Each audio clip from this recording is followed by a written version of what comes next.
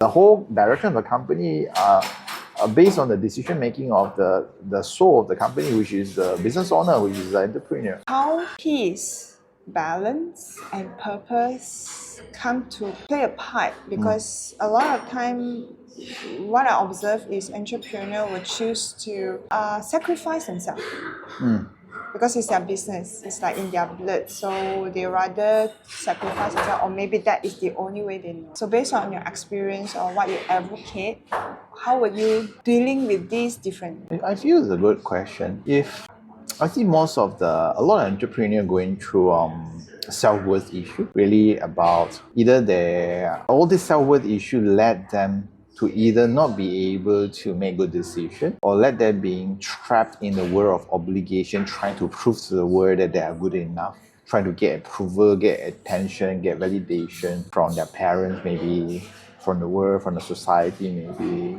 trying to prove it to their peer that they can do it. So a lot of all these drive are very addictive, very hidden, and it's very repetitive, and we just keep driving you. And all this drive make us lost our sense of self, because it's like a drug you take in, and you need that fix of approval. And then although you know that that decision that you're going to make is against your heart, you're already too exhausted, you may not even bring some goodness, but then you just want to prove it to the world that you can do it. Sometimes you make very stupid decisions because of that kind of drive, and that actually are very poor decisions, I would say. So peace comes into a good play, because if you have peace, you don't have all this drive, unconscious drive, driving you from a space of lack, from a space of not good enough, from a space of doubt, from a space of wanting to prove to the world. All these are the opposite of peace. So when you have peace, it means you don't have all of this. Then of course, you have a lot of clarity. You know what actually you are doing, and what kind of outcome, or what kind of repercussion with every decision you make, not just towards yourself, but towards your team, towards your company, towards the world.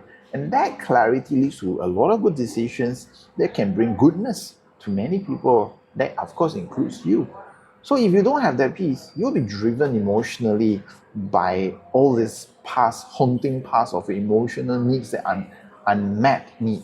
And those unmet needs due to of your traumatic past will actually lead you going into this vicious cycle of constantly wanting something, that making decisions that is not yielding beneficial results for your own well-being and for the well-being of the company as well.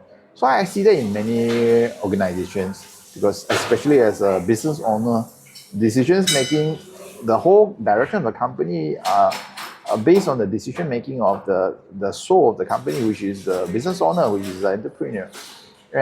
And if you're not well, and if you drive the company based on all of this, the company wouldn't do so well, because the seed of the tree is rotten, and that is affecting the fruition eventually of this entire tree, all the trunk, all the branches, all the fruits. So I feel everything starts with you as an owner, as a soul, as a center of the company. And once you are well, everything else will become well. So I feel in that context, peace becomes so critically important, that give you the clarity of mind, clarity of feeling, clarity of heart, to be able to see things, to see the overview of things, to not make impulsive decisions just based on emotional reactions.